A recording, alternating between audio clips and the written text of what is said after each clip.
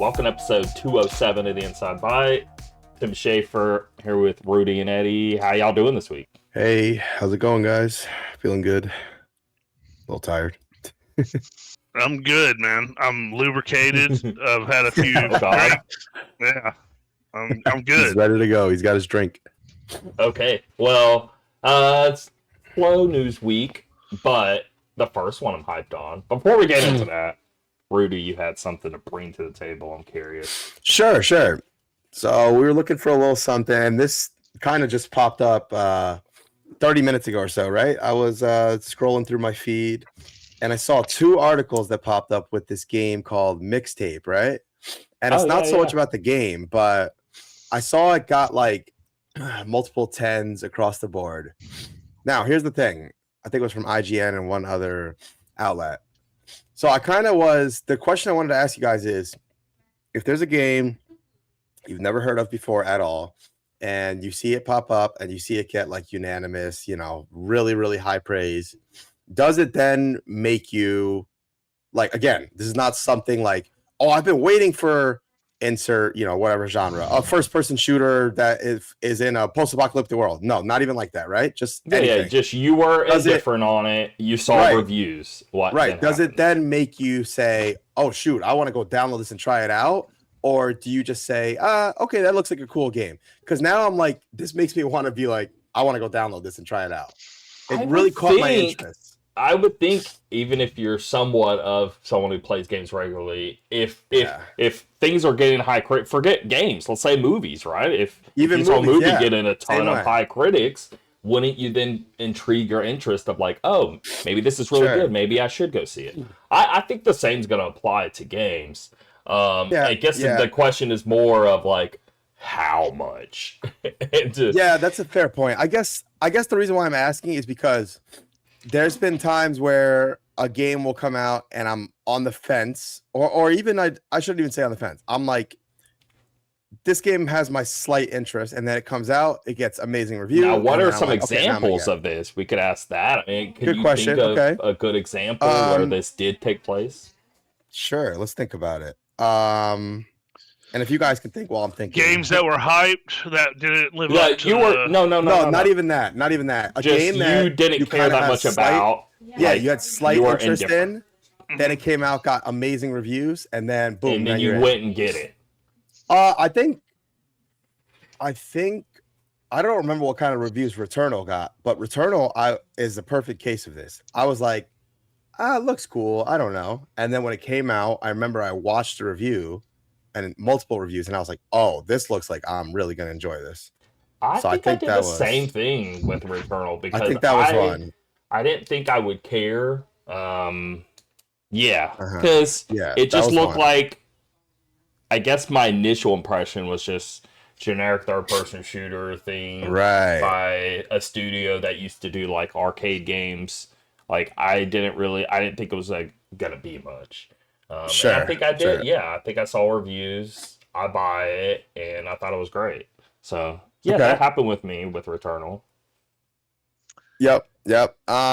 I feel like this game that I'm talking about now, Mixtape, the reason why it grabbed my interest, I haven't even had a chance to watch a review yet. I just simply saw the article like that popped up for two places. No, this is the game I brought up a few times. I think you remember. Oh, did you? Okay. Yes. So this is something. Remember? Wait, Mixtape. Let me look this up again. Sure, I'm thinking the same game. I love the art style. I thought it was the game where they are filming kids. They're like skateboarding. It looks like they got Yep. This is like, I saw this was Xbox showing. Yeah, I think so.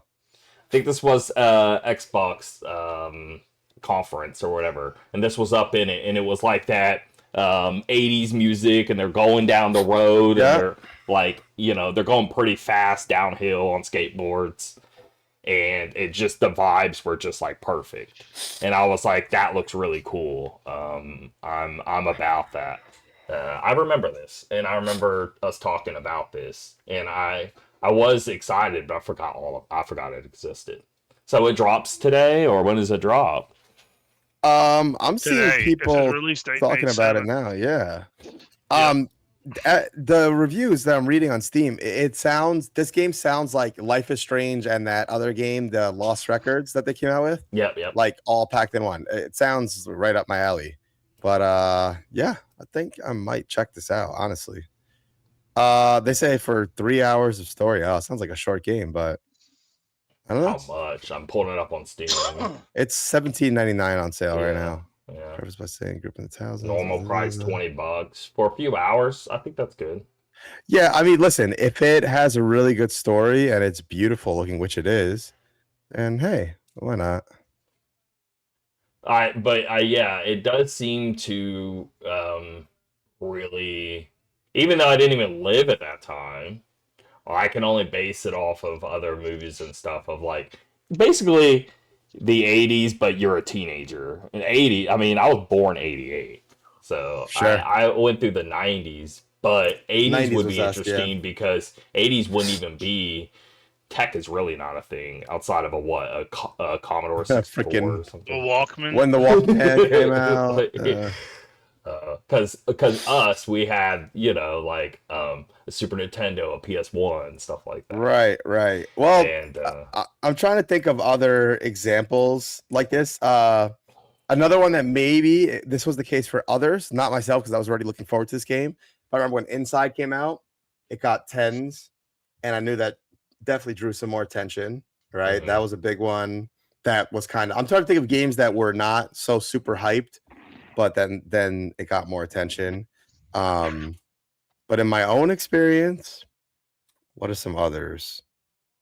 Eddie, can you think of something where you got it? I was gonna say the reviews were good? most of the time, this is how mine actually goes kind of the other way. I'll be interested in a game, and if it's really really good, then like Baldur's Gate 3. I was excited for Baldur's Gate 3. I was a huge Baldur's Gate fan. Right. Of 1 and 2, but I still didn't know because it was Larian. I was like, I don't know. I remember being disappointed because it was them and because they're doing it like Divinity Sin 2.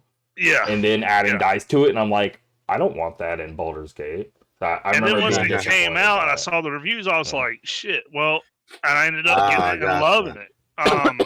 But there's more of a chance of me reading something. And so even if I like really am excited for a game and then it comes out and if it's like middling or it's just okay, I'll just hold off until it's on a sale. Like I just don't buy a lot of like brand new games. Sure. So I'm more the opposite way. Now, there are some things like, for example, like Battlefield 6 when that was coming out, I was super hyped for it, and then definitely the surrounding hype, everybody was hyped for it. I was like, okay, I'm going to buy it day one because, it's an experience. But that's super rare. I would say that's rare for me. Gotcha. Okay. But outside of Returnal, though, I really can't think of a game where I was like, I'm sure there's more. Whatever on it, and then reviews came out, and then I got. Now, word of mouth, not reviews, Marathon, like I've been avoiding that for a long time. Gotcha. I eventually got it just because I just fully believe that, like, hey, this isn't something that's only going to be out a few weeks and they try to shut down or something.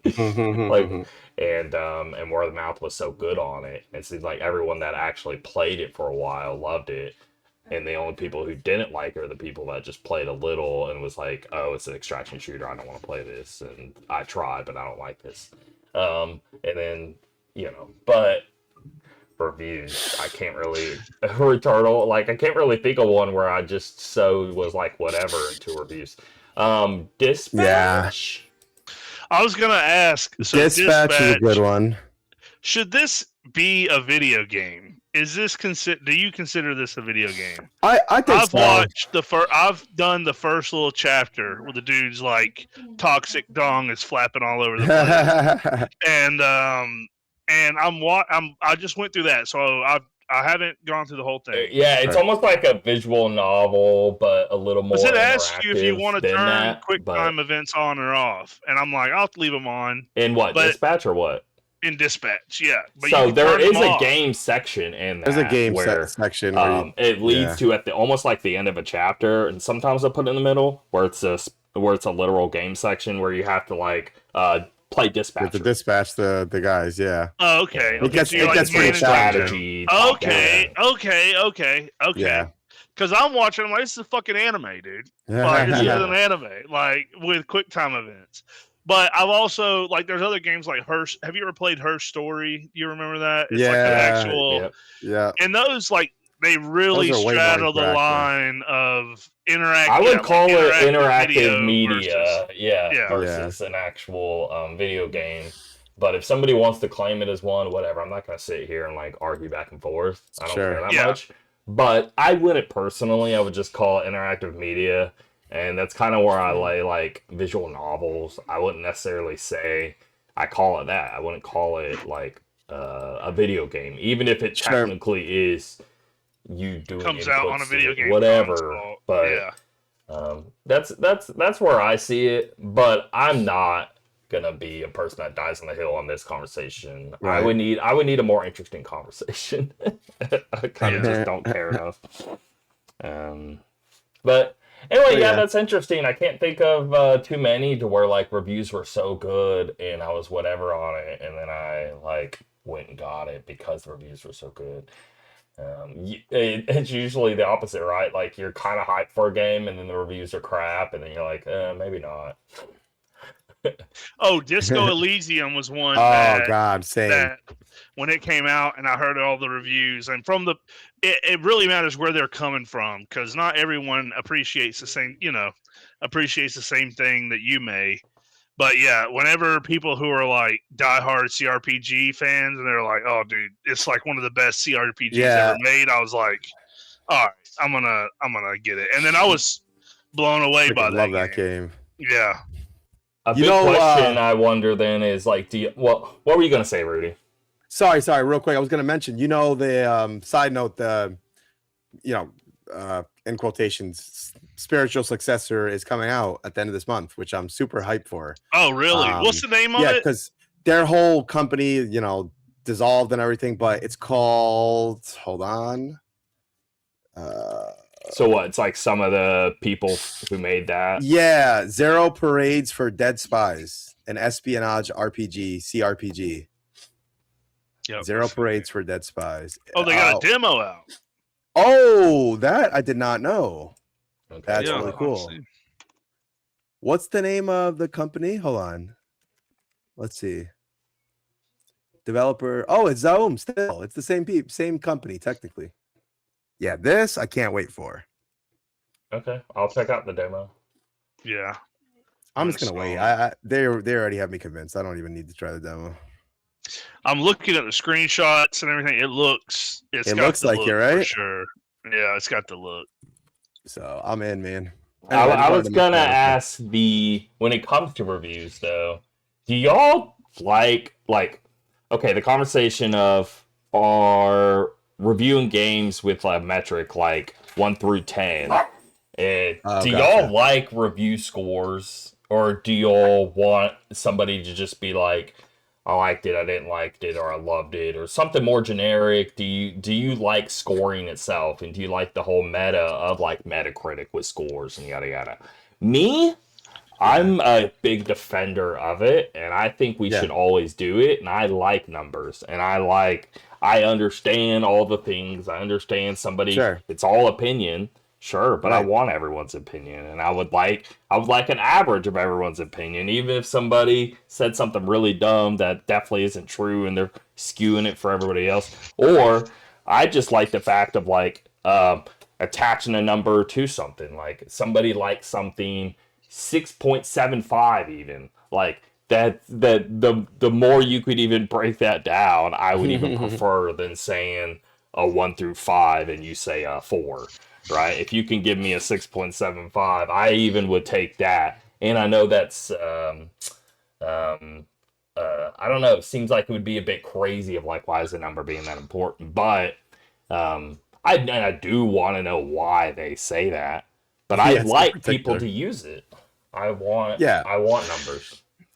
I My think only issue with the number scale is it can be subjective, where a 6 for one person is a better than Yeah, but average that's game, always gonna be and then the for case another person too. that's a dog shit game. I don't know Well, what that's to what I do mean. You about can't that. rely. So you're getting numbers. Well, Yeah. you have to consider the source, because you might get 10 people and they have 10 different. They have 10. Yeah. 6 means 10 different things to 10 different people.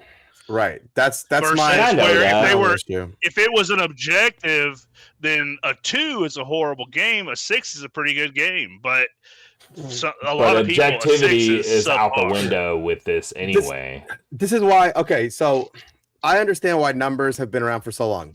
This is why I kind of like the whole, like, for example, the way Skill Up does it. I like, because he goes, I recommend it. I do not recommend it. I strongly recommend it. And then very rarely he said, I very strongly recommend it. Right.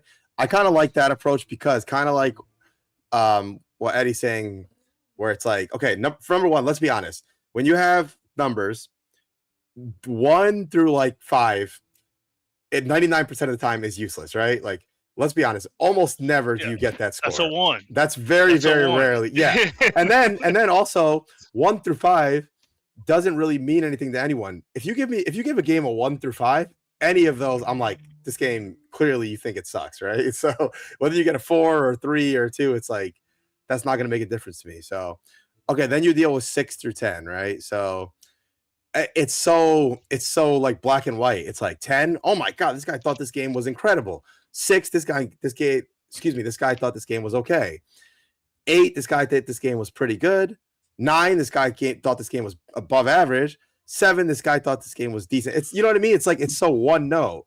When I feel like when you get the reviews from what I was describing before, it's like, I recommend it. Here's why. I lay out. I feel like people focus more. Like, I think the three of us could watch a review with a number and we could sit there and understand why, and it'd be fine. But there's so many people who watch the number reviews and they're just like, well, I don't care what he said.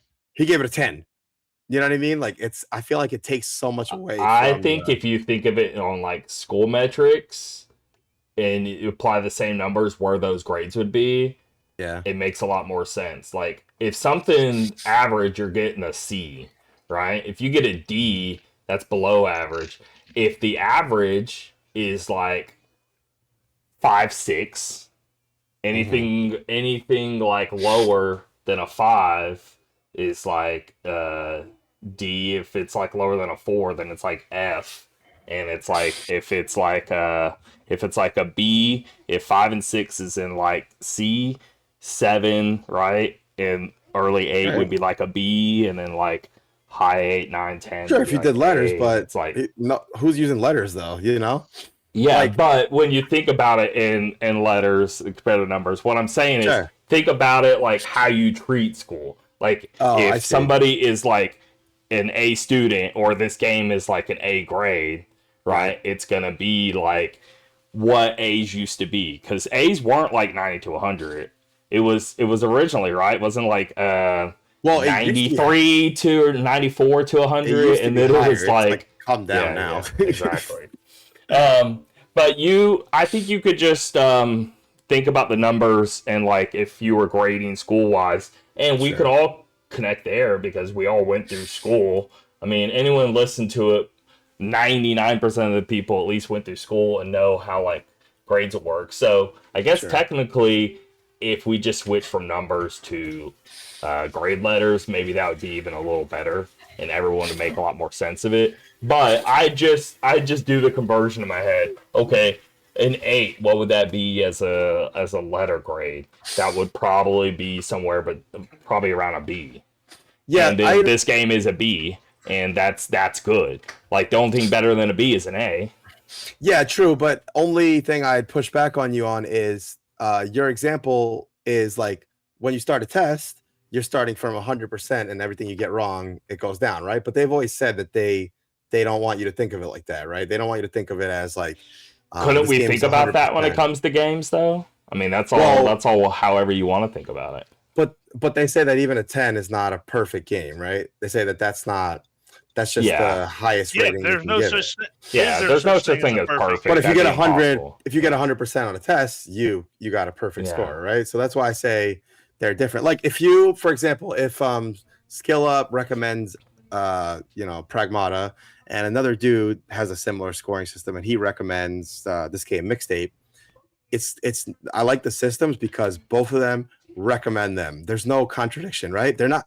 No one said that he gave him a 6 and he gave him a 6. It's like they just both recommend them. I want to know how. I want to know how much just at a glance. Like if somebody says get it compared to definitely get it, it's like it's like I can't look at a glance and then be like I don't know, a number could be broken down a lot further.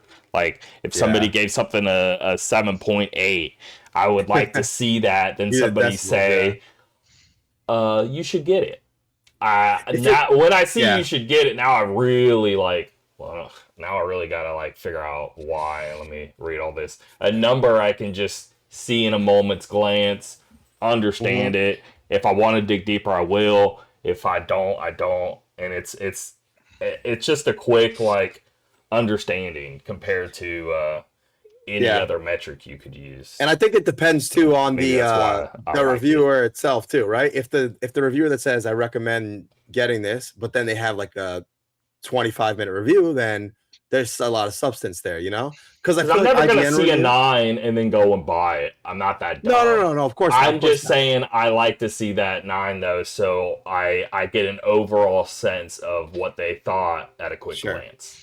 Not that I'm gonna go out and purchase it because I take everything he says like it's the holy, I guess my point is that sometimes I'll see a review on IGN and it'll be 9, and the review will be, and by the way, not counting their whole thing they're doing now where they have the reviewer come in at the end and talk for 8 minutes, not counting that. the review will be 12 minutes long. Meanwhile, someone like Skill Up will have a 30-minute long review and he just says I recommend or don't recommend, which I think is way more valuable, because you're telling me so much detail about why you recommend it or don't recommend it. But then with numbers you run into the thing of like Eddie was saying, which I think is really funny. I want to see a bunch of people's data is what I'm getting at. It's because I'm looking at it so granular. If I want to see a particular person or particular place, I'm just going to go there and watch that and read it, whatever I need to do. And the numbers kind of doesn't really matter at that point. Sure. The numbers matter when I'm searching people. I'm like, okay, what did this person say? What did this person say? What did this person say? I can't read and watch everybody's material, but I can at least see a number and get an overall sense of what did these 20 people that I may seem to care about, what do all these people say at once? Instead of spending 8 hours just to know what every one of these 8 people or 20 people said. Well, he'll usually put it in his title, which I like at least, because sometimes I'll see it in the morning. I'll be like, remember when The Last of Us came out? Last of Us Part 2 came out? It was I do not recommend this. I was like, oh, shoot, I got to watch that later. I was like, I want to know why he was not a fan of this. So, but I think it's funny when they put memes out. It says Concord got a 7 from IGN. Or I think it was a 7 or an 8 or something, and then Saros got a 7. I'm like, oh god, how did this happen? It's not going to come up anywhere else in the show. This Saros, what are you doing about that? So I was so freaking tempted to buy it immediately because I think it looks fantastic, but I'm trying to stay true to what I said about playing my games through. So I'm finishing a game I'm playing now, and then Pragmata, and then that. So I listen to a lot of podcasts and stuff like that and keep up with the things. So I haven't seen any reviews actually for Saros, but I've heard a lot of people talking about it, and it seems to be Returnal was a lot more interesting of a theme and character and all that sort of stuff. But in terms of the gameplay itself, this may be the better gameplay. Yeah. I think I've heard similar things. Returnal had some really interesting ideas going on with the story. Not that the story's bad or anything, this one, but that's what I heard. But then they said that this one's a bit easier in terms of progression. Things stick more. You don't completely reset. And so because that's going to get easier, because then you'll be able to level up this, and this. So when you go in the game, you're now stronger. But by all means, it seems like they've improved on like every aspect in terms of I the guess gameplay. why I would like it or not like it, of like what's my strongest point of if I want to play this game, is I guess the moment to moment gameplay and the Yeah. atmosphere. Yeah, yeah, yeah. I would think the atmosphere would be really cool, but if Returnal's atmosphere was better, that's a bit of a bummer for me. Yeah. But Check maybe out the our review. gameplay alone will do. I will. The thing Yeah. is I don't even want it right now because Right, I again, need to like you're wait. saying, I need to wait. Yeah. I don't want to be tempted. I'm Right. avoiding looking too much into it. So once I saw it, I was like, "Oh, I want this so bad," but I was like, "I can't yet." I'm playing Pragmata is what I'm playing. Yep. Yep. But anyway, I wanna beat that. So let's get into the news. This first story: Star Fox remakes. Star Fox 64 on Switch 2 coming out June 25th. They announced like, exciting. oh, we're doing a Nintendo Direct, and then like 10 minutes later, they basically put it up.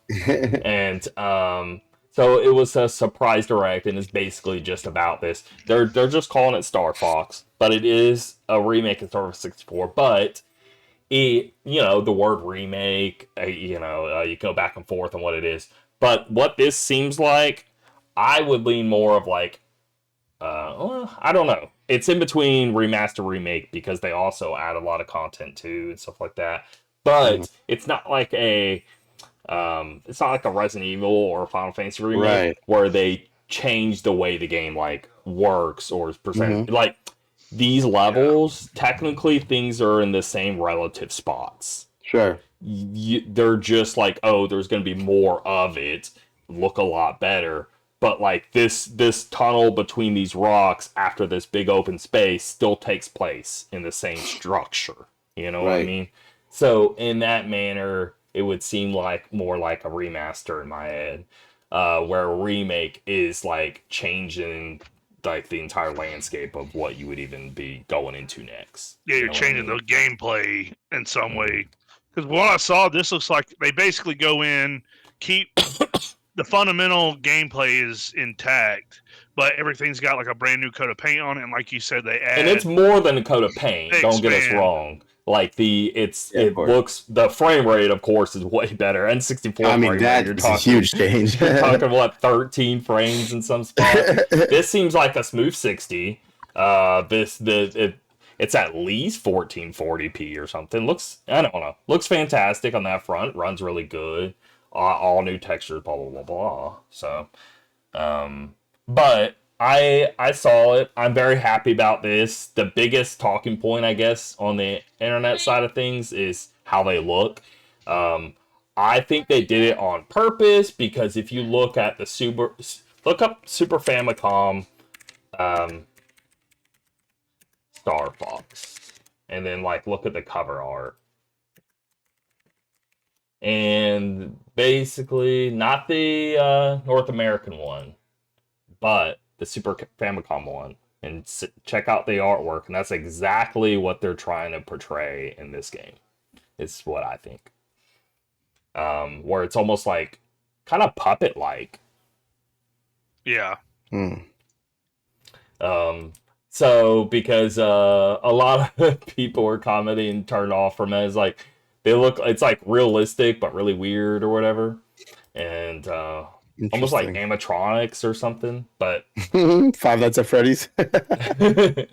I think they're just trying to. Well, this was our original vision from the start, and let's just execute on that, like with the way the characters look. So I think that's what they were trying to do there. But I think it's super cool. But yes, Star Fox does look a little goofy, but I mean, it looks like kind of how Fox would. Like, I was like, he's so like chubby, and like the jaw and cheeks and neck or whatever is all kind of mushed together. But if you pull up pictures of a fox, like that is how their heads are shaped and stuff like that. It's not like sharp, jawline or anything. So anyway. Players will visit iconic locations from the N64 classic Star Fox 64, including difficulty settings and a variety of stages, including Landmaster, Blue Marine, and all range mode sequences. Stage layouts are the same from Star Fox 64, but the dialogue, graphic, and character designs have been completely revamped. Star Fox will also include all new cutscenes. Players can also tackle challenge missions with new tasks in each mission that you won't find in the standard game. These missions will be available in normal or expert mode, and since it's on the Switch 2, you can play using mouse controls, including co-op play, where one plays Joy-Con as a pilot and the other uses mouse controls as the gunner. The game even supports N64 controller, the Switch version. You can go on to Nintendo Online Shop and buy an N64 controller for like the classic games that you have there. But this game will work with that, so that's cool. But it's not just the single player mode, as battle mode returns from Star Fox 64. Players can battle it out as either Star Fox or Star Wolf on Cornea, Fichina, and Sector Y. These matches can be played either through matchmaking or in private matches. And true to Star Fox 64, you can play battle mode using local game share. You can also use game chat with the game, including a character avatar feature that makes your on-camera appearance look like a Star Fox character of your choice. Did you see that? Of like, you can, use the camera of Rudy with the Switch 2 and track your face and all that. This game has it to where you can put like a filter. I saw it. I'm Star Fox. But when you move your mouth, it moves the character's mouth, or you can move your eyebrows and it'll move your character's eyebrows and all that. So you can make them do. And you can just basically play as that avatar, and when you're doing like online chat, that can be like what your person looks like. So I think that's really, really funny and cool. But I think I'm excited. Star Fox 64 is a really big game for me. I love it a lot. It's a little like, I wish this was a new game over remaking 64, but the last Star Fox we got, it was good, but it wasn't great. Again, if I'm throwing a number at it, I'm throwing like an 8, 7, 5, somewhere in that. It was decent, yeah. I don't think it was nearly as bad people were making. There was a real bad level. I remember that. It was like a terrible level, and there's only like maybe 6 levels, so like, and one of them was awful. So I remember that part, but the rest of the game was pretty cool. So it's like, maybe I shouldn't want a new one because maybe they'll just screw it up where this is like. This is such a cool universe, and everyone loves the way this works, so let's just do more of this. So I get it, but why couldn't they just do like a new game and still be in that mindset? Why couldn't they do the Tomb Raider thing where they're making 2 new games, you know? They could have done that. Give us one that's coming and one that's currently coming out now, you know? But either way, this is still really cool. I love when announcements are so soon to the release date. Yeah. I wish everyone would just do this. Anyway, June 25th. And that's pretty neat because the leak only happened, a week or 2 ago. Yeah. It's not like we've even known of it for that long. And it'd be that fast of us being able to play it. That's awesome. Nintendo, I think, has been great. We didn't know what to expect because, again, they don't really say as much as they usually did about like the release cadence. But they seem to be dropping games like really regularly, and they just did the Poketopia took off really huge. Tamagotchi took off really huge. I mean, is this the biggest gap we're gonna get? If so, May to June is literally 1 month. So they're going at a good pace. They had Donkey Kong last year. I don't know. So I guess keep this up. Because I was a little like worried because we just don't know too many games upcoming. But yeah, every month or 2 there's a big release anyway. So cool. I'm excited, man. Very cool. I'm excited. It's Switch 2 only, you know. Yeah. No exclusive there. Any thoughts on this before we move on? I'm just excited. Another cool game to play on my Switch, you know? I'm down. Can't wait. Eddie, you ever play Star Fox 64? I did play. Yeah. It was like I remember back whenever you rented it, and they would give you the Rumble Pack. Yeah. No, I enjoyed Star Fox 64, and I do think this looks good. I would be interested in playing it just for nostalgia's sake. Like you said, I would probably be more excited for like a new experience, like pushing. To me, it basically feels like an on-rail shooter. So, like, there hasn't been a new, on rails type experience for a long time. So I'm maybe kind try of to. excited that that's the case because, like you're saying, we just don't get much of it. And if you do it right, and I think this game is, and I think the 64 version did as well, like basically tons of branching paths, tons of choice, tons of like I I I never even played the level in the original game where you go underwater and fight these things, but apparently that's one of the maps. You know what I mean? So, because the only reason I knew that is because in this presentation they show it, and I'm like, wait, what? And I was like, wondering if that was new material. I'll look it up, and I was like, oh, wow. But I mean, when you're playing the game, it's very much like left, right, and there's probably like what 12 to 15 paths or something like that, so you can replay it a ton of times. So that gives a lot of replay value and bumps up my excitement for this even more, especially because I played the N64 game, but dude, I was young. I was not anywhere close to actually completing like completionist sort of thing. Whenever I'm like 12, I ain't doing that. Yeah. Yeah. Ain't got time for that. Ain't nobody got time for that. All right, this next one, we got new Tekken 8 players coming in. So, Kunimitsu, I don't know how to say that, but she's in like older Tekkens. I think she's in like 2 and 3 or something like that. It's hard to remember. But she's been out of Tekken games for a long time. She's got like nunchucks. She's coming back. And then you got Bob and Roger Jr. I don't remember a Bob, but with Roger Jr., I remember him is the kangaroo dude. Bob is a big fat dude. Okay. Yeah. Was he in like the PS1 ones? I I never don't played think Tekken so. I past think PS1. he was in. I think he was in 7, and before that, I don't know. Okay. Let's see, Bob, Robert Richards. He was in 6. Was the first one that he came in. Okay, he's newer. Yeah, at this point, 6 like 15 years old, but yeah. The Season 3 DLC character roster was revealed in February, but we now know who the characters are outside of one coming in the winter that we still don't know. But anyway, that's about it. Just want to mention that. We finally are getting a sequel to Alien Isolation 12 years later. This game was really awesome. I still Eddie, need to did you play it?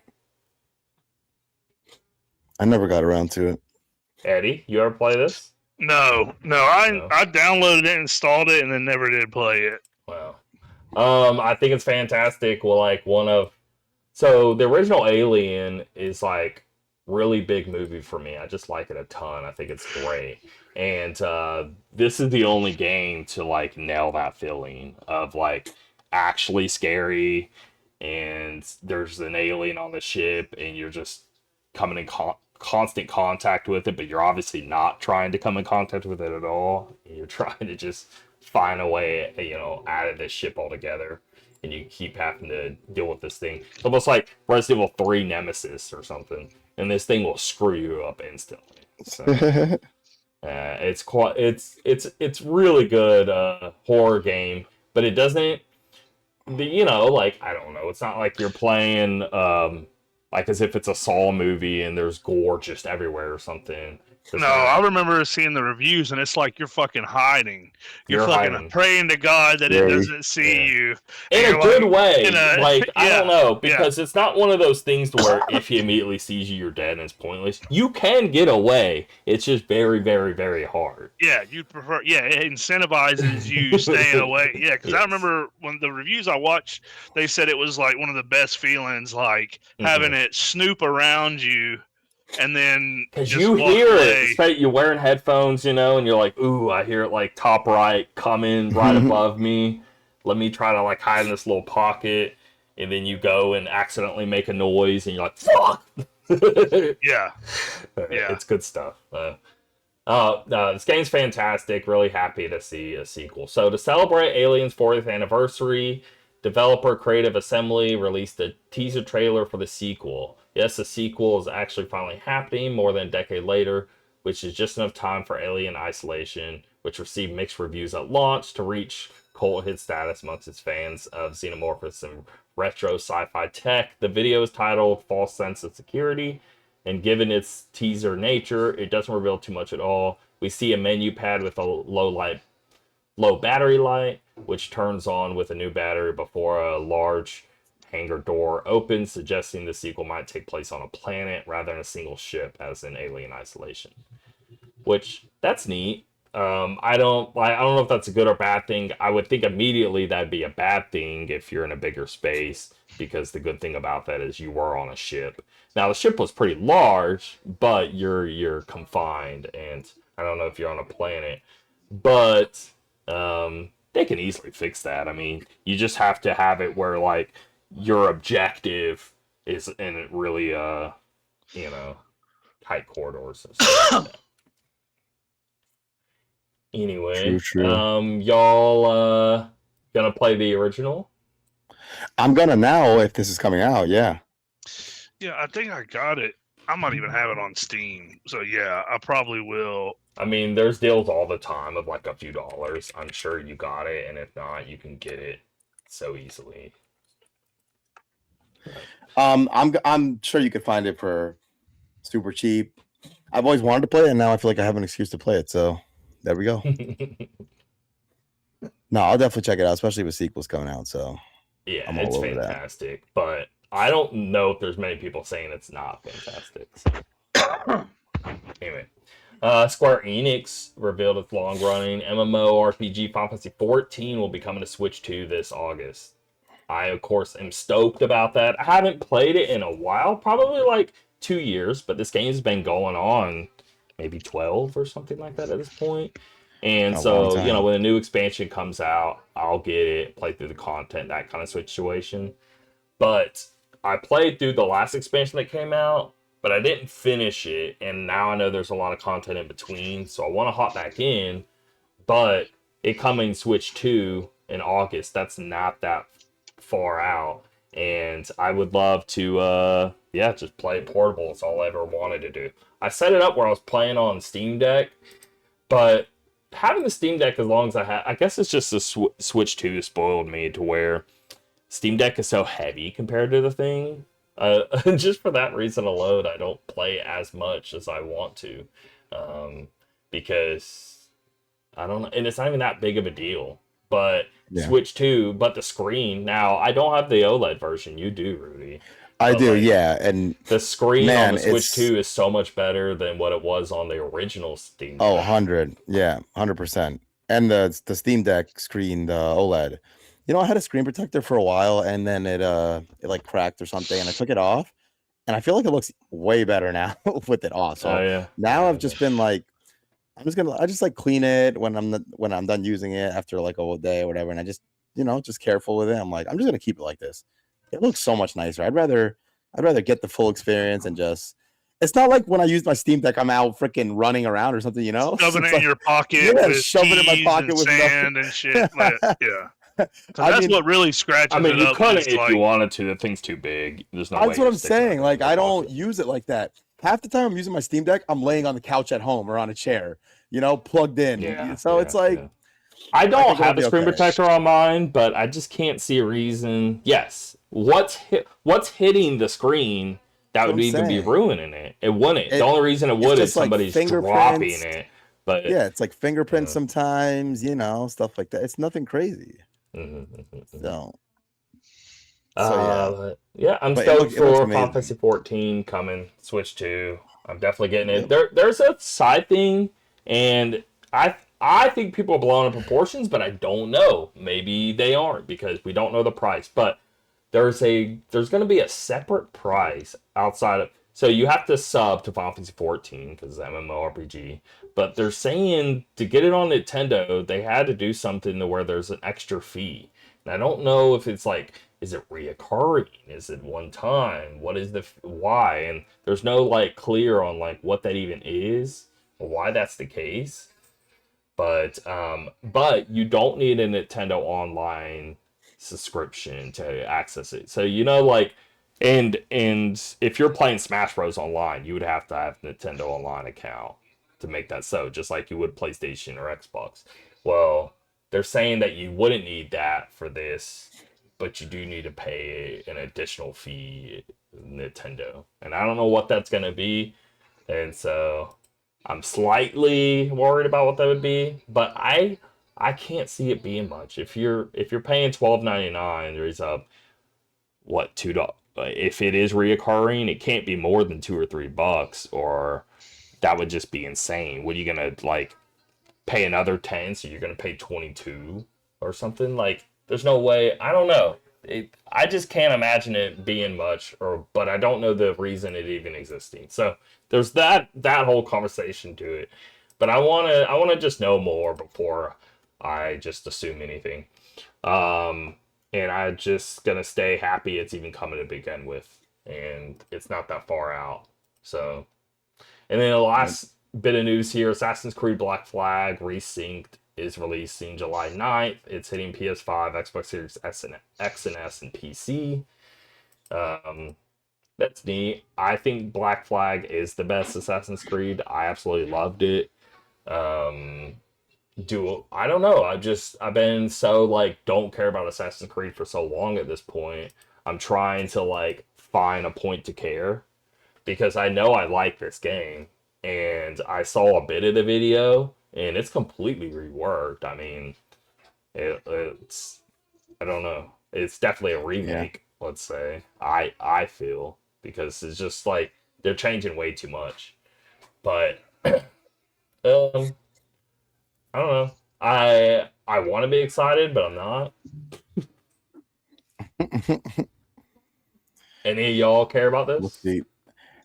I've never been able to get into the Assassin's Creed games. I think at one point I was just like, it's too late. It's too late for me to try to start playing these games. So like way back, like Black 1, 2, or 3, did you play? No. Okay. I just never jumped in. So I will say I think Black Flag is one worth trying, dude, because it's more than like the first Assassin's Creed games. I haven't played any of the later ones, but I feel like they've moved away from the original. Like, I played them, and sci-fi. they did. They're very different games. These are like open world RPGs, the newer ones. The older ones are very like an assassin, and you're going through a city and you're trying to secretly kill somebody and slip away from them. So it's like Hitman or something. So it's cool stuff. But the Black Flag, man, it's got awesome. At least the original had awesome sailing. Like you're running a pirate ship, basically. It's if you like pirates type stuff, or like sailing through the waves and stuff, it's got that in a ton. So it's the exploration's really fun. So like when you're sailing, you'll come across whatever island, and it's actually fun to explore what you come across while you're out in the oceans. Like it and then there's even ship battles and stuff like that. So all that occurs, and then on top of that, they still have the really awesome Assassin's Creed gameplay, Assassin's Creed stuff on top of it. Because you would think like, oh, they're leaning too much into pirate stuff, and it's like big open world going to all these islands. It's not gonna be Assassin's Creed anymore, but somehow it is. And you know what I just thought of is it would be why they should make a 1930s Prohibition era Assassin's Creed game where you're a mobster and you freaking because it's already like in the beginning it was all Italian shit anyway, but you're like an actual like mafia enforcer. And they could completely do it and keep it inside I feel like that's a missed opportunity that they've gone, which, I can understand the whole, like, oh, wouldn't it be cool to do this in, like, ancient Egypt or, but the problem is they didn't keep Assassin's Creed. They went to these locations, but then they changed what the game even was. And ruins it. Because imagine if it actually was like Assassin's Creed, but you were in Egypt. And it wasn't whatever they turned it into, and it's still. But if they were to do like a more modern, not more modern 1930s, but I if mean, they it's would more move it modern clo- than other things. yeah, exactly. Yeah, if they would move it closer, like, and they could flip the whole thing on its head, I think it would really surprise people. And if they did it good and made it like, you got to have good writing. But there's a I huge would want that. fan base of people of like The Sopranos, Goodfellas, Godfather that would eat that. Mhm. That would love that game. But yeah, I was just thinking, like, why haven't they? Because if you think of Assassins, dude, the Mafia has some incredible stories of, Yeah, you could basically be the Mafia's hitman. Yeah. Go around and you killing have like people. a huge, yeah. It'd be neat. But yeah, I will be getting this one just because it's Black Flag. But if it was any, I mean, honestly, This is the only one I would, because I love two. Two's really awesome. I even liked one, but this is the best one. I do think that. And this but is if you the go one back I and want. play 1 and 2, they're completely different formulas to what the modern stuff is. Yeah. Like you said, the modern ones are more, I think even one of them had like a sightseeing mode where that's kind of like what the game is. You're just checking off a list of stuff to see in these ancient, civilizations. But yeah, Black Flag was good. Yeah, it's like it just kept climbing. Well, it didn't keep climbing because 3 was kind of whatever. The setting of 3 is fantastic. Like, that's not the problem. Like, the American Revolution stuff is super cool. The problem is just the way, like, you playing through that game was pretty boring. The execution. Yeah, it's like, I don't know. Can I tell you guys real quick about what I'm playing? Because I got to bounce in like 2 minutes. Yeah, Can I mention it real quick? Well, we're getting to it now, so go ahead. All right. By the way, I one day I feel like I'm probably lying, but one day I do want to start playing some of those Assassin's Creed games. So we'll see. Play Black Flag. Okay, well there you go.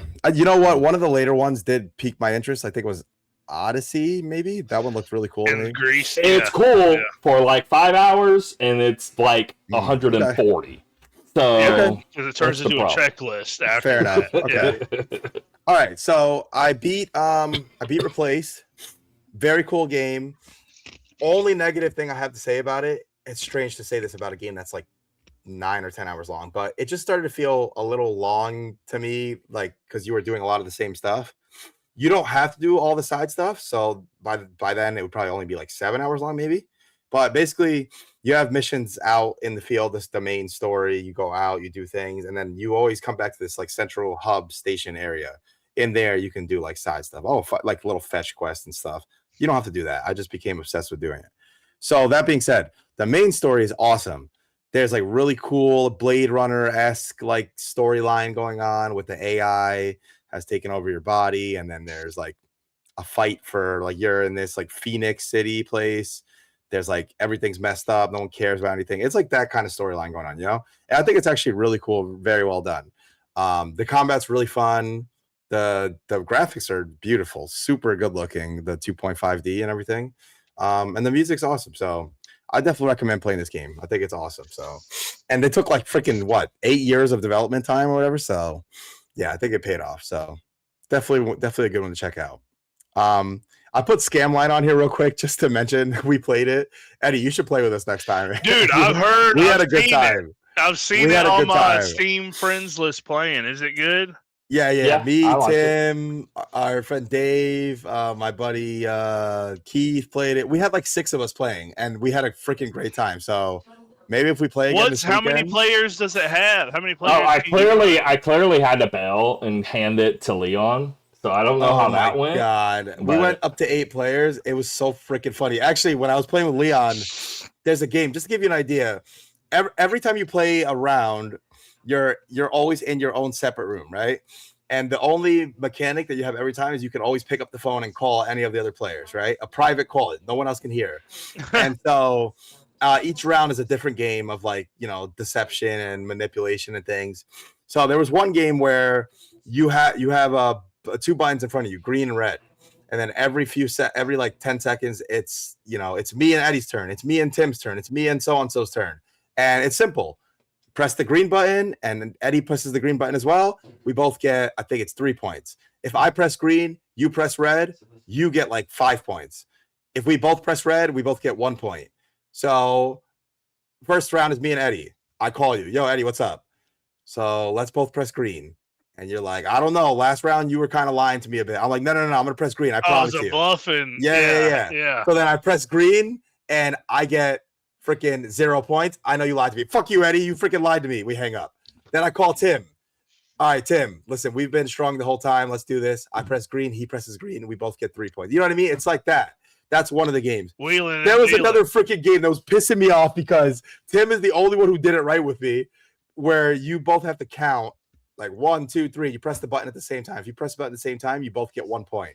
So, was that the only time you got it right? I got it right a few times. I only got it right with Tim. I get on the phone with my friend Dave. I go, Dave, let's go. 3, 2, 1. I press it. Nothing happens.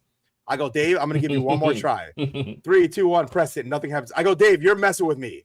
He goes, no, I'm trying. I go, one more try. 3, 2, 1, press it. Then I hear him start laughing. I'm like, fuck you, Dave. I hang up the phone on him.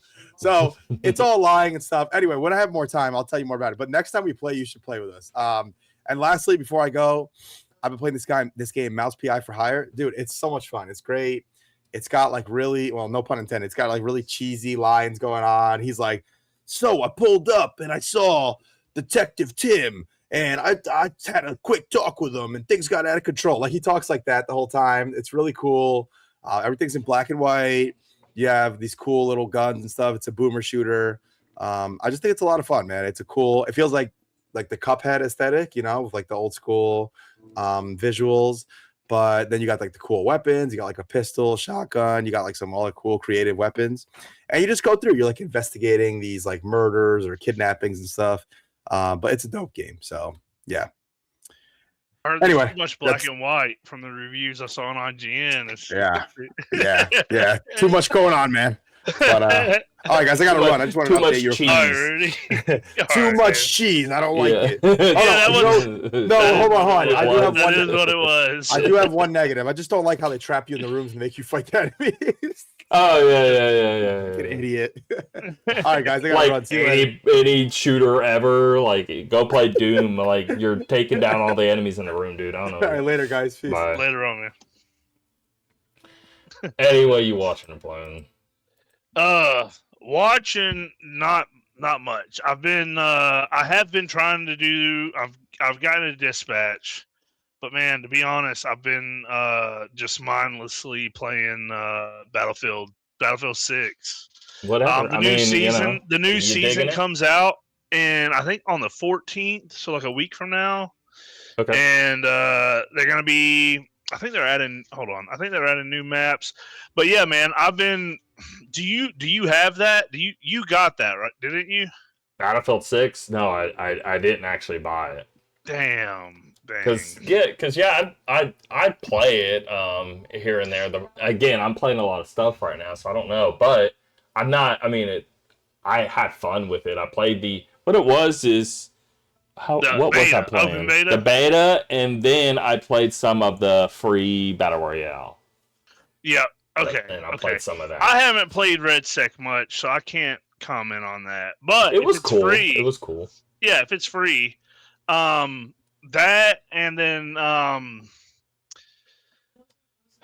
been messing with emulators. So, dude, I wish if you could get into Street Fighter 3. I know you were kicking ass. I like Street Fighter 3 actually. 6. Street Fighter 3 Third Strike might be my favorite. Like it's like so it's that the Capcom vs SNK 2 Millennium Edition. Yeah. And I would say the Street Fighter X versus X-Men. So like those three are like my like faves, but Street Fighter 3 Third Strike or whatever it's called is awesome. Well, so there's a thing on PC that you can CP Fightcade. Well, Fightcade. I'm thinking what was I thinking? CP3 or something?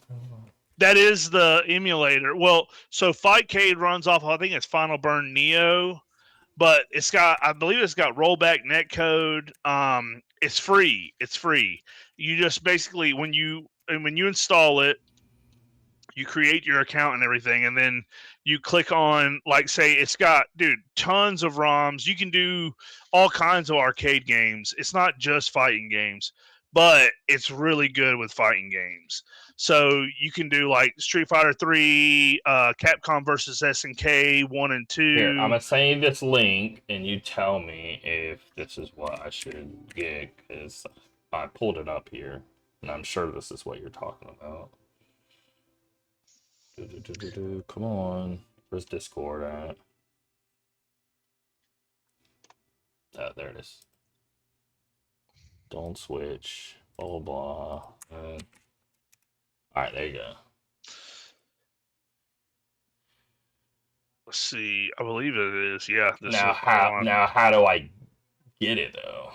So all you do is just go to click on. Okay. So when you go, click. You don't have to do nothing. You don't have to worry about none of that.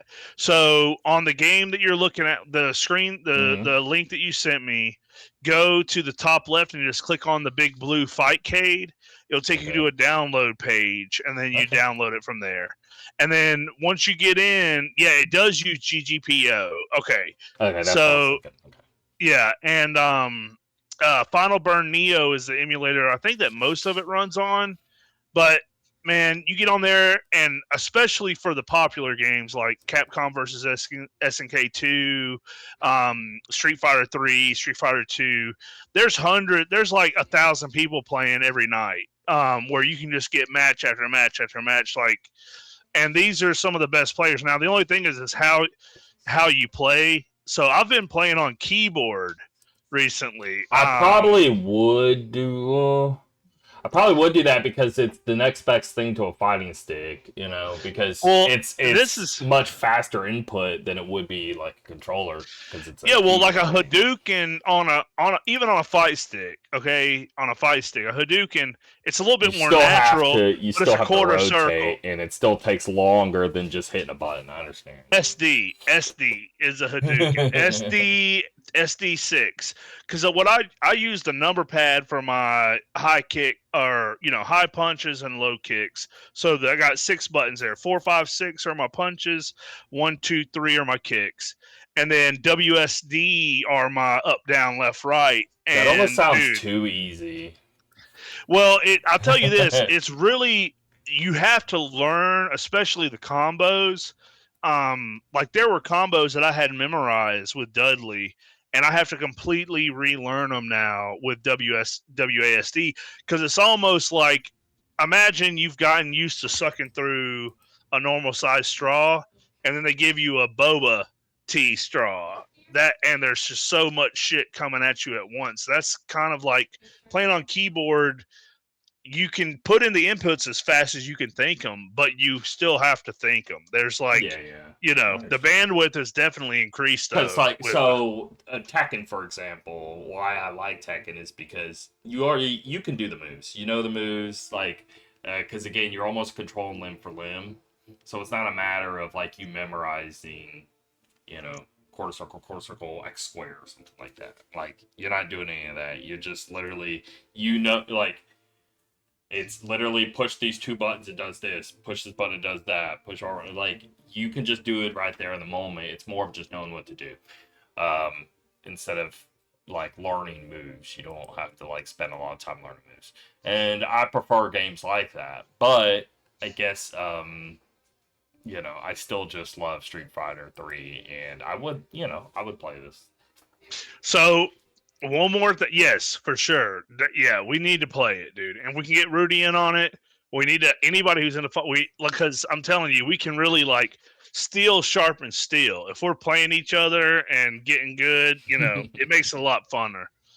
But I will say there was a story I heard. Now this is from a couple years ago, apparently, but there on Tekken 8, there was not a bot, but a guy set up a macro on Tekken 8 running the character Eddie, right? And Eddie's the guy who does all the breakdancing moves and shit. He created a bot that all it did, or a macro that all it did was hit 3 or whatever, I think it was light kick, or just over and over and over and over and over. One button over and over and over again. And because Eddie has this combo, This dude got up to like freaking like not the highest levels, but like gold. He was getting to gold, and all it was doing was, and Oh people my were God. tuning into the stream and watching it, like trying to see how high it would get. And it was just all they were doing is hitting one button over and over and over. And it because of the way that character was designed, and it was even getting good players, like people were watching the stream and coming on trying to beat it. But because of the block, all the blocking and that you would have to do, it's a hold on, let me find the video that let's see, Eddie Tekken 8 Spam 3. Here we go. So the one that I watched was a newer one, and they don't have, but there's a video by the main man SWE. It's got 206,000 views, and it's basically goes through this bots. It only ran for a little bit. The guy ended up turning it off, but runs through this bot, programmed it to all it does is push the 3, and it was dominating up to a certain degree. But yeah, it was freaking a really cool story about how you throw a human against something like this and they still struggle with it. People who were watching it and knowing what it was doing, Right? they were still struggling with it. Yeah, because it can do like a 8 or 9 hit combo. Yeah, I found it. Yeah, and I'm watching it right now. Like I see that is it. That is quite the combo though. Just with one kick. Yeah, and the movement throws them off and everything, but it was like a perfect storm. But yeah.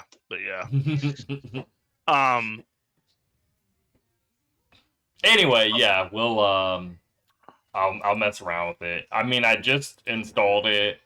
I see there's like a ROMs folder. I guess I gotta put Street Fighter 3 up in there. No. You ain't got to do that. I'm talking about Fightcade. Yeah. No, you got Fightcade 2 open right now. Okay, I just opened it. Hold on. All right, it's open. Okay, let me unload. Okay, I what didn't you make do? an account. Yeah, make an account, and we'll do this for the listeners. That way they can see how easy this is, dude. This is like seriously. All right. I'm doing it right now. It's installing DirectX or updating it, but I would imagine I would already be up to date, but whatever. All right. Username, putting in an email. Now I may already have an account. If I did, it was forever ago. Probably not. Yep, already exists. Unless that's username. Let me make a different username.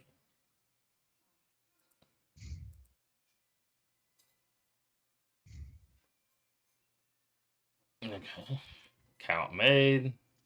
And while you're doing this, I will say it's also like shooters like Dodonpachi, Darius, Cotton, any of the shooters you can think of, it works for this too also. All right, so I have it open. Now what? Okay. So all you do, you see a little on the left-hand side, you see a little hourglass or the search glass. Yeah. Pipe it in. It's the #1 game. Yeah, it is. Yeah, Street Fighter 3 for sure is. But you can see like they've got King of Fighters 98 is really popular. Okay, so I hit join. So again, I went to search. It shows all games. I click join on Street Fighter 3. It creates a new icon on the left. I click that. It almost pulls up like a Discord thing or something. Yep. So if you look in the top right, training. Yeah, you can do training or test game, and that will launch the game. Street Fighter 3 was not found. See, it needs the ROM. Really? No. Hold on. Something isn't right, because it should do it automatically. Let me go test game. Street Fighter 3 was not found. Street Fighter 3 is not found. The following ROMs are invalid, and it's like no data was found. The game will not run.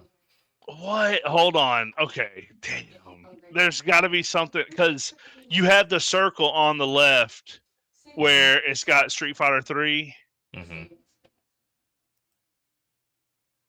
Why is it not working? Hold on, because I can click on any game and it should download it. Hold on. It didn't even try to download it. All right, I'm gonna do another one. I'm gonna do King of Fighters 98. I'm gonna click join. Okay. Because it's either join or fave. So I click join. It brings up the icon on the left. I click that. And then I'm looking it up. test game. Was not found. All right, hold on. Okay, with automatic ROM download, it says Windows. Okay, we got that. Setting it up because it should do it automatically. Hold on. Creating Fightcade account. Okay. JSON pack created and maintained by Lo-Fi 1048. Show them your support by download the JSON pack from this. All right, here. Hold on. I'm gonna send you this link. This is fightcade.guide. Discord. Tim. Boom, boom, boom. And then Okay, so you have to set up with automatic downloads. Let's see what this link does. you download the creating an account, setting automatic download fun, joining a channel for the first time. Okay, so how do I do that? Let me click it and see what it does. How do I do that? How do I set this says download the JSON pack and then extract the zip archive to the emulator folder that is inside the folder which you installed Fightcade. So you go to your Fightcade directory. Okay, I see. Yeah, I scroll down. I see. Okay, well, set up auto. So y'all would have to do this one step. So yeah, exactly. Yeah. It's fightcade.guide. Okay, when you go there, follow that guide because you make the account and then you have to basically set up this automatic download. Then I'm assuming once you do that, you're golden. So let's see.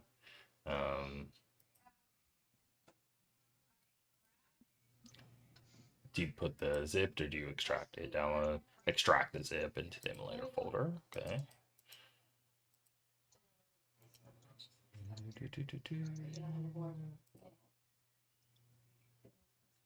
Okay, I extracted it in there. And then for the Flatpak version on Linux, it's not that, blah blah blah. 5K is already running, joining until you must leave and rejoin them to get the ROM to download. Okay, so I'm gonna leave them. So I put the stuff in there. How do I leave the okay, I see. Alright, let's try it again. Join. And yeah, it's downloading now. Okay. That's all it is. So and then have to any game you can find on there, it will download. Okay. Well, that's nice then. So yeah, okay. And it's got rollback netcode steps. But I just would tell everyone, don't download. Just go to fightk.guide. Fightk.guide. Yeah, because it'll run you through the whole thing. Yep, you're right. Yeah. Okay. But what I've been I want to bring up one thing. Let me pull it back up here. So Mario Lewis, he's in our community for this podcast, and he was posting on here. He created an app called Cinephile, and it's for tracking like movies and TV shows. And he was just like, "Hey, you guys should check it out, yada yada." I've been messing around with it for like a few weeks, maybe like a month. It was like, almost, it was like March 18th. So yeah, it's been probably like a month and a half of me messing with it. And I think, the app is fantastic. The interface is really, really good. I love how things are like laid out, all that. I had like a slight complaint of like, hey, when I'm seeing all of what I'm watching, the tiles are like too big. I kind of wish it was like a list. And then he was able to update it to where like you have like options of fitting like more on a single screen, stuff like that. But you can look into the feedback part in the app and show constant, like, this person's complaining. The response is, oh yeah, I can do this, yeah, I can do that. Not everything is going to get done of what people are suggesting, mainly of like, just because they think it's a good idea doesn't mean it's actually a good idea, stuff like that. But most of the stuff are getting replied back and getting addressed and stuff like that. So I thought that was really neat to see all that. I love the way it's interfaced. Everything's super easy, blah, blah, blah. I guess my issue, and it's not an issue, is just I didn't realize how little I watch movies and TV shows. My problem is, like, I just can't use this app much because any free time I'm having, I'm actually playing games and not really watching stuff. So, because I was like, oh yeah, and I'll just keep doing this when I'm watching. The only thing I'm watching is One Piece, and I can go in there and like update the episodes as I'm going through them in this app, and that's all I'd ever be doing. I saw the Super Mario Bros. Movie, right? The Super Mario Galaxy one. That's the only movie I even saw this year. So the issue is just I don't have a lot of purpose for it, but I just wanted to mention to other people, check it out, Cinephile, and if you watch stuff a lot, I think you'll find the app super helpful. Eddie, you should look into it and see what you think. Um, but I think it's neat, and I think people should check it out. I want a gaming version of this, and so that's my message to him: is the very moment you turn this into a gaming thing, I'll use it because I will definitely be using that a ton. And I've tried to find like good gaming track ones, and there's ones that are decent, but just not one I love. I think the way this is used in its interface is far superior than any of the gaming ones I've used, but I just can't use this because I don't really watch stuff too much. So that's all. But of what I'm episode. I think I'm right about to hit. No, I'm just over 800 in One Piece, which is wild to say. Like, I started like 3 years ago, and I go in spurts of like watching a bunch, breaking, watch a bunch, breaking, and it's a little over 1,000 episodes. But hey, here in I don't know a few months, like I guess I'll be caught up. But no, I love it. I think it's fantastic. I get why it's a thing. Um, I've been avoiding it all my life, and I just finally gave it a shot, and I think it's great. It only gets better as it goes. I feel like um, I don't know. In terms of all of it, like the quality of the animation obviously is going to go up, but I also kind of like the more like late 90s, early 2000s look to the I don't need it to look perfect. I actually like the roughness of like older style animation. It's just a little more interesting if stuff isn't so pristine and perfect lines and all that. But in terms of what I've been playing, uh, so I beat Resident Evil 9. I did really like it, and so I'm starting Pragmata now. And I played Resident Evil 1 and 2, like the originals, so I could build up to play 9, because the only Resident Evils I never played were those two. So now I have played and beaten all Resident Evils. So that's cool to have under my belt. And my I think also wanted to say with Resident Evil 2, like, I get it. Like, now that I've played through and beat it, that game is really, really good. It's a lot better than the first one. And now it's more of like, because Resident Evil 3 was always my favorite, but I never played through 2. And I would put them like pretty neck and neck. I know 3 is a lot shorter and it's kind of more of 2, but just a little different setting, whatever like that. And they came out super close to each other, and it's more like a 2.5. But I do really like Nemesis still, and I kind of want to go back to 3 and see like where I would put one above the other. But at the end of the day, I think the original PS1 games hold up really, really well. Now, I was playing Resident Evil 2 on like Dreamcast. I beat it there, but either way, um, I went beat 9. I was a lot further in 9 than what I thought. Like, where I stopped was like feeling like I was about to see stuff from 2, so that's why I stopped. And but I I think Resident Evil 7 is the best of the newer, let's say, trilogy, because there's three of them at this point, even though it's not a trilogy, and I'm sure there's going to be more of this style, blah, blah, blah. But, 7 was like them starting to, like, oh, like, first person, make a lot more scary, and get away from, like, 4, 5, and 6 were, like, crazy action and all that. Resident Evil went back to more, like, slower, more horror stuff like that with 7. And I still think 7's the best out of 7, 8, and 9. But I think it's funny to hear a lot of people say like they didn't like 7 that much. But I think 9 and 8, there's very, very different types of games, weirdly. Like 8 almost feels like more of Resident Evil 4. And 9 is, I don't know, kind of a perfect blend between 7 and 8 of like really scary, slow parts, and then super high action. And then they just kind of go back and forth. And they do it really well.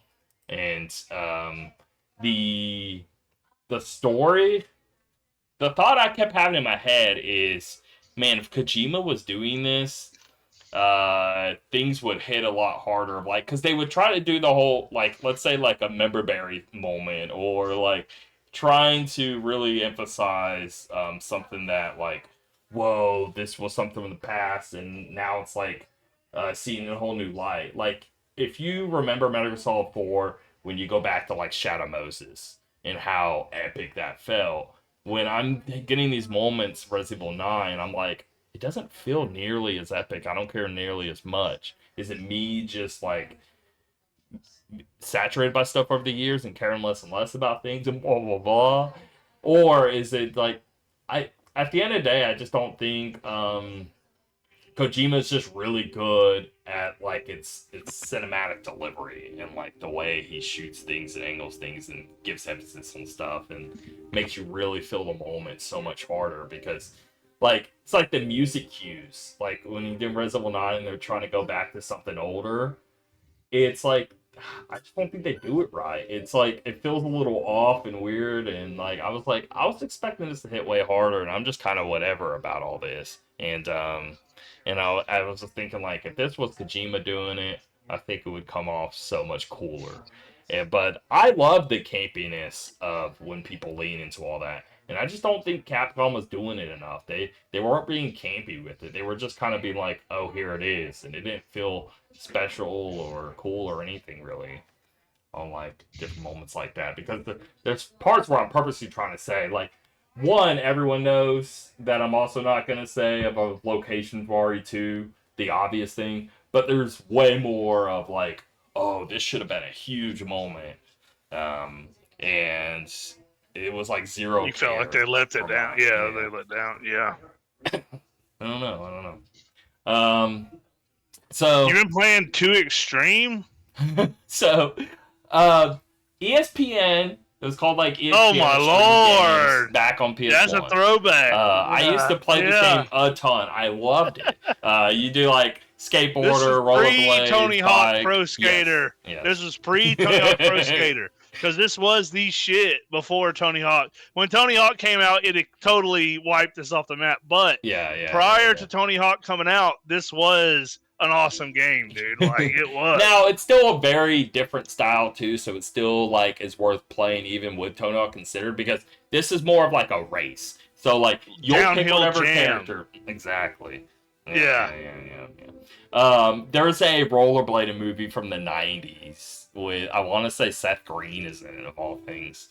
And it's kind of about this culture of like people racing down like streets and down hills and whatever, but using different you can use different vehicles. So you could have like a bike guy racing a luge guy or whatever.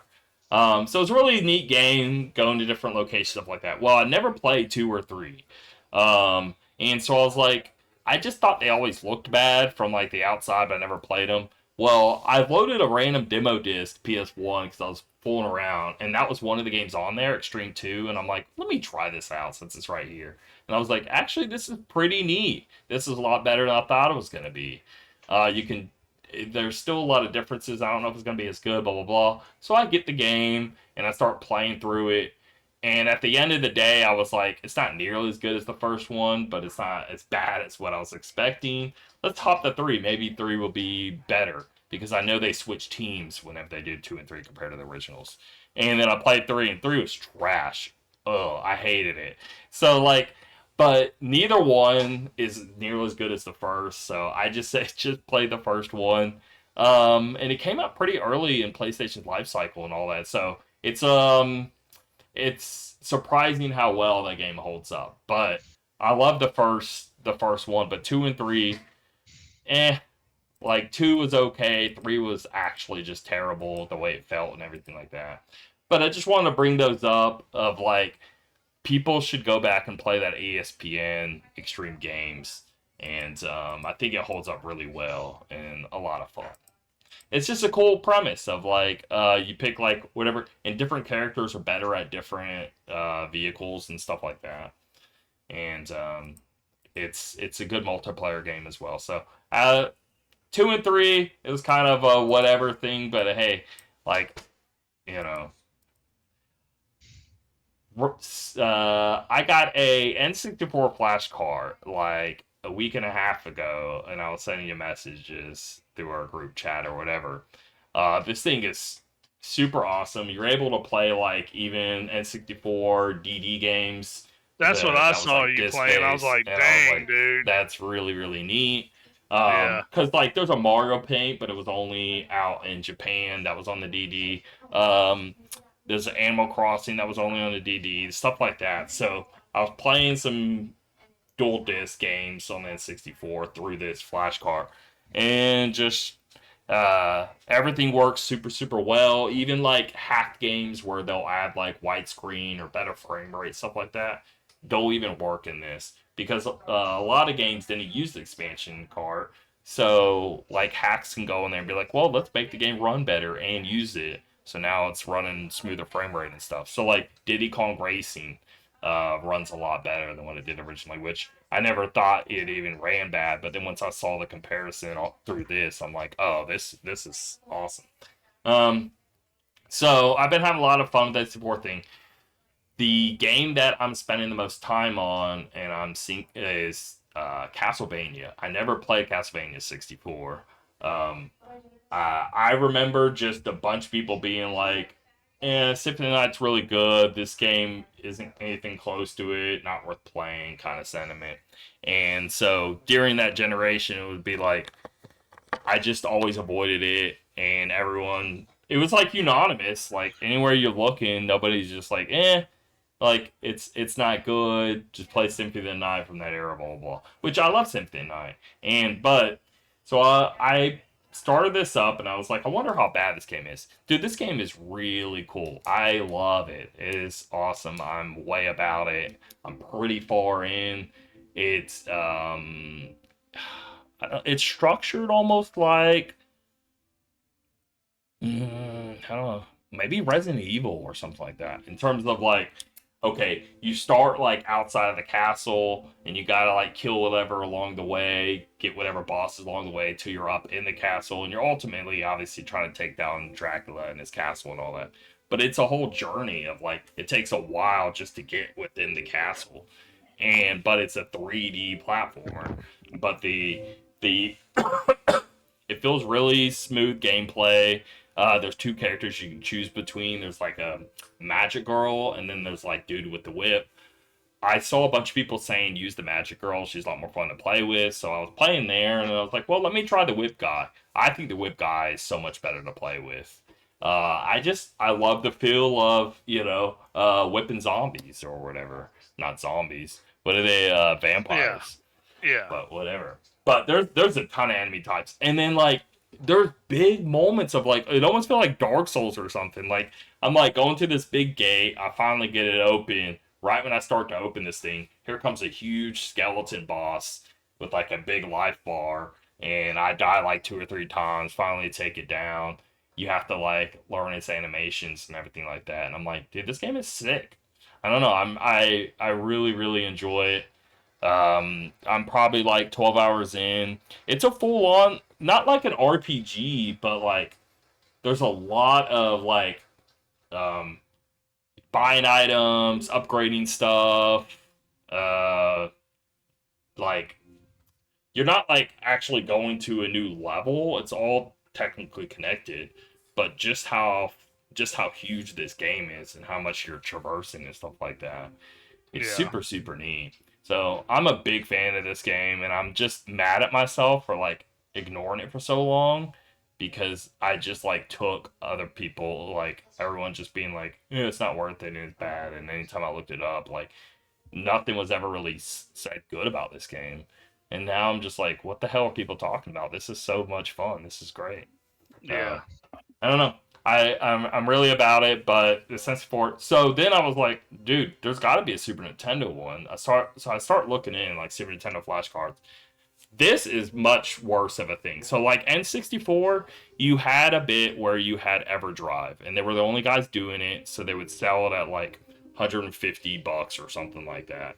Well, eventually, an open source one came out called Summer Card 64, and that's the one I bought. It's way, way cheaper, and technically anyone can make it. So the downside to that is somebody can make a really bad one. So you just gotta find ones that are reviewed well and well made and everything like that. But I guess I'm gonna be a little more techie than the average person. Of like maybe it'd be a little harder to find. So I would just tell you what I got, and the Summer Cart 64. It started with a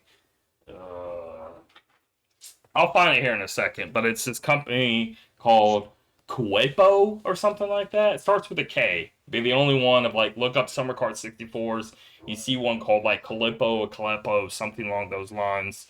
That's what it is. It was around like $65, and that works phenomenal. So Super Nintendo is way bigger rabbit hole. There's ones that are selling for like 20, $30, but they have issues saving, half the games don't work, just crap. And but the high end is like over $200 of these things. And so I eventually just spend way too much time trying to find a good one and watching a lot of YouTube videos of them actually running that exact product just so I can like see video of them going through and making sure this and that works.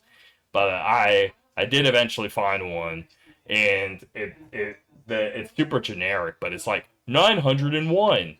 And if you just it's I think it's retro tech. I think it's all it retro tech 901.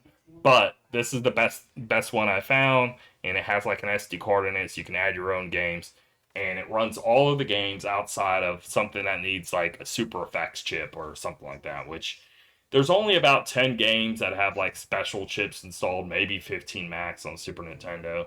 And it won't do any of those, but it'll do everything else. And then so I'm just like, well, I'll just actually own those other ones, and that way I can just have like a cart where I can play any Super Nintendo game straight on the hardware.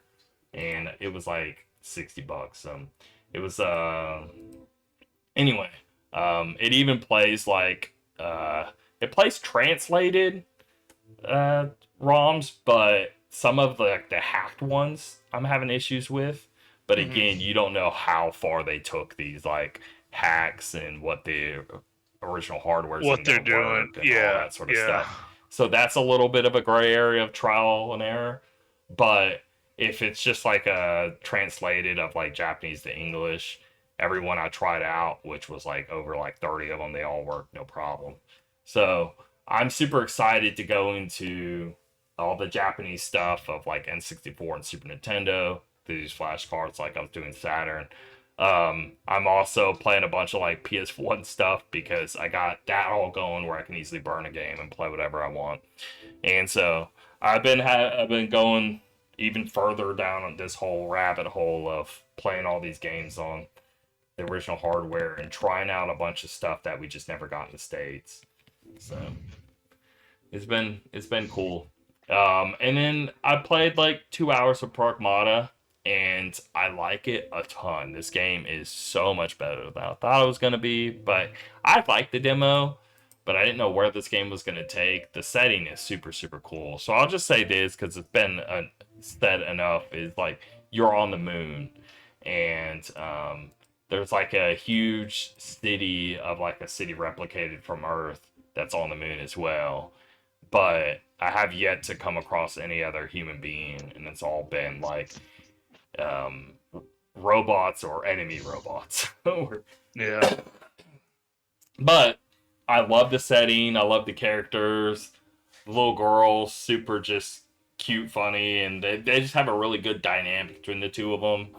And it's like super cool action, but really lovable characters.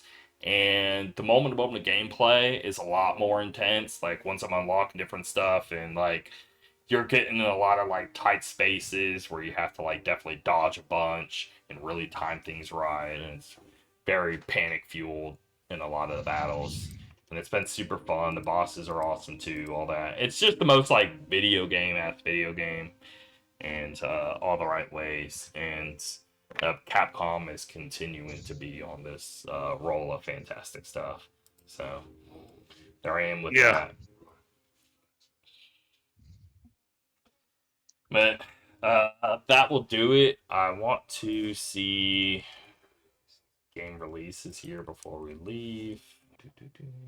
We're in. I thought we're in April. We're in May. What am I doing? I know. Time is flying. Oh my god. We're like 80. All right. Mixtape just dropped. Dear God. Mixtape just dropped May 7th in PS5, Xbox Series X and S, Switch 2, PC. Battlestar Galactica Scattered Hopes, PC May 11th.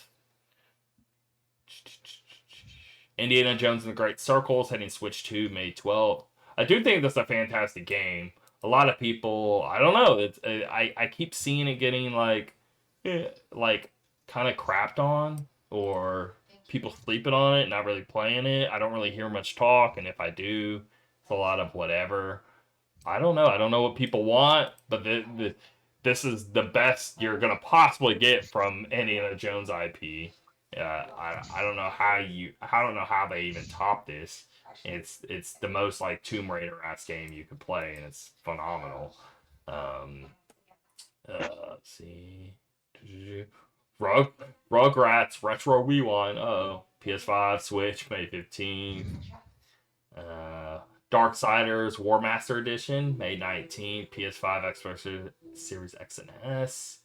Farming Simulator 26 comes out on Switch, iOS, and Android May 19th. And then this is the one I'm looking forward to, for Forza Horizon 6, coming out May 19th. Now, here's the thing, it's not coming out all platforms day one. But what are they doing about PS5 release? What do you think Xbox is doing before we leave here? Of like, do you think they're gonna go? Because they this whole multi-platform, trying to get on anything and everything, just be a big publisher, blah blah, blah kind of direction. But do you think you're believing this new sort of stuff of like maybe they're not going to, and maybe they're going to go back to exclusives? Because here's the thing. At the end of the day, so the only reason somebody is going to buy a console is if they did have exclusives. I don't care who tells you what, that is going to be the case. Or else, why would you get the system if any system can play the games? That would have to be, every system would have to have 0 exclusives for you to be on an even playing field where you really just doesn't matter. You're just going to play where your friends are and what you're accustomed to. But if a system does have even a decent, let's say they got 10 strong exclusives in 3 years, more people are going to go to that for that reason. And I think that's what people buy hardware for. That is the number one reason. The other reasons are definitely secondary to that. So if Xbox really does, I think they should, and just say scrap everything they've been doing up to this point. Who cares? Go back to exclusives, because they have a ton of titles, and it's going to get people to buy their hardware. And you can still do PC, and PlayStation could also do PC and PlayStation. But I say, if you want people to buy your box, you're going to have to go back to being exclusive. Now, at the end of the day, if you don't want that, you just care about like selling your games everywhere or being a third-party publisher and making money that way, then don't worry about any of this. But they're going to have to make a decision on if they care about selling a console or not. And if they do want to sell a console, that's the only way you're going to win. Now, they could have a slight side thing because you do like, well, it's technically a PC with this Xbox and it's Windows on it, and then you could just kind of download whatever through Windows, but it gives people a sort of like cheaper option to getting a sort of higher end PC. Maybe that can work for them, but that's kind of the whole landscape painted out of like, what do you think Microsoft actually does? I don't know. I feel like the only, I don't know. I feel like at this point they've tried like doing the buying up people. They've jacked that up. The only thing they can really do at this point is to try to, through scale, compete with PC makers. So, say like through scale, they can get cheaper prices on RAM. They can get cheaper prices on, hardware, and they can outcompete gaming PC makers. And then they allow Steam on. They basically just make it a Windows machine. But I mean, I don't know. We'll see what they decided to go with, but I think that's really their only hope is to, through scale, outcompete the Asus, the HPs, the Dells, Alienware, Legion, all these gaming brand PCs, outcompete those. And especially with the RAM crisis, maybe they're not willing to, but shit can some of these data centers and put So go the route of focusing PC and go ahead and release a console that does PC as well, and then hopefully they just win the game of being able to have parts where maybe others could because the Microsoft would already have a better end, and they just go that route, and they do try to have an Xbox / PC and just release. Should they release the PlayStation?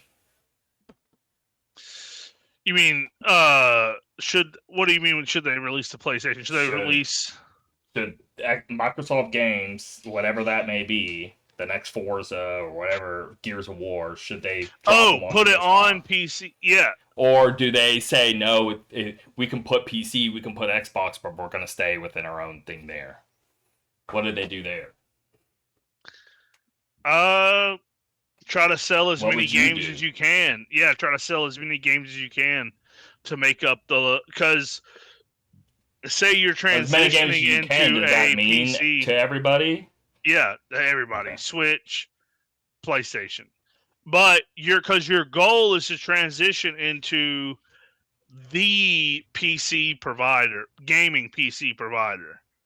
Outside of the enthusiast who's building their own, all these people who are buying, pre-built machines, you want to run Steel Battalion, I forget the name of that company. You want to run all the other custom PC makers out of the market. So give Dell Alienware, no quarter. HP Legion, no quarter. You basically try to rough all them out. That instead of competing in the console market, you run them out, and then all your first party games, because they bought all these studios, sell them on every platform available. Because at that point, you're in a different. You have transcended the console market. You're no longer really in the console market.